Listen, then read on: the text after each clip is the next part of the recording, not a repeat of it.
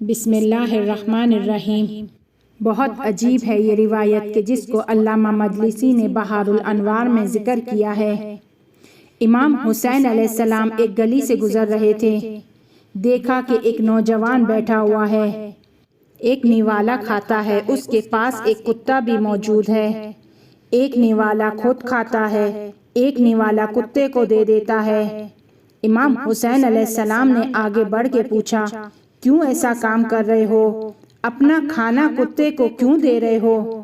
کہنے لگا، میرا دل اداس ہے اور میں چاہتا ہوں کہ اس کتے کو خوش کر کر خوش ہوں۔ غور کیجیے گا، ایک حیوان کو خوشحال کر رہا ہے، کسی مومن کو نہیں۔ وہ کہتا ہے کہ میں اس کام کے ذریعے خوش ہونا چاہتا ہوں۔ امام حسین علیہ السلام نے اس سے پوچھا، تم کیوں اداس ہو؟ کہنے لگا، مولا، میں ایک یہودی کا غلام ہوں، میں نہیں چاہتا ہوں کہ میرا مالک یہودی ہو۔ امام حسین علیہ السلام نے دیکھا کہ اس جوان میں بہت زیادہ معرفت موجود ہے۔ گھر پر گئے، 200 دینار یعنی سونے کے 200 سکے، دینار سونے کے سکوں کو کہا جاتا ہے اور درہم چاندی کے سکوں کو۔ امام 200 دینار لے کر آئے اور پوچھا کہ تمہارے مالک کا گھر کہاں ہے؟ کہا، یہیں پر ہے۔ دروازہ کھٹکھٹایا، وہ یہودی باہر آیا، امام حسین علیہ السلام کے ساتھ بہت احترام سے پیش آیا۔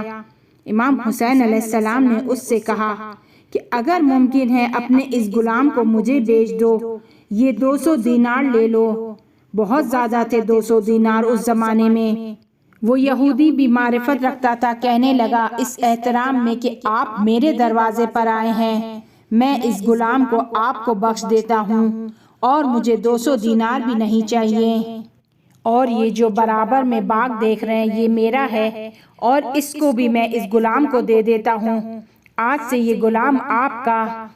امام حسین علیہ السلام نے کہا، اگر ایسا ہے میں بھی ابھی اسی وقت غلام کو آزاد کر دیتا ہوں اور یہ 200 دینار بھی اس کو دے دیتا ہوں تاکہ اس کے پاس ایک اچھی زندگی گزارنے کے لیے سرمایہ ہو۔ اس یہودی کی بیوی یہ سب کچھ سن رہی تھی اور وہ دروازے سے باہر آئی اور کہنے لگی، اگر بخشش ہو رہی ہے تو میں بھی مسلمان ہو جاتی ہوں اور اپنے مہر کو اپنے شوہر کو بخش دیتی ہوں۔ اب وہ یہودی کہنے لگا کہ کیا میرے پاس کچھ کم ہے؟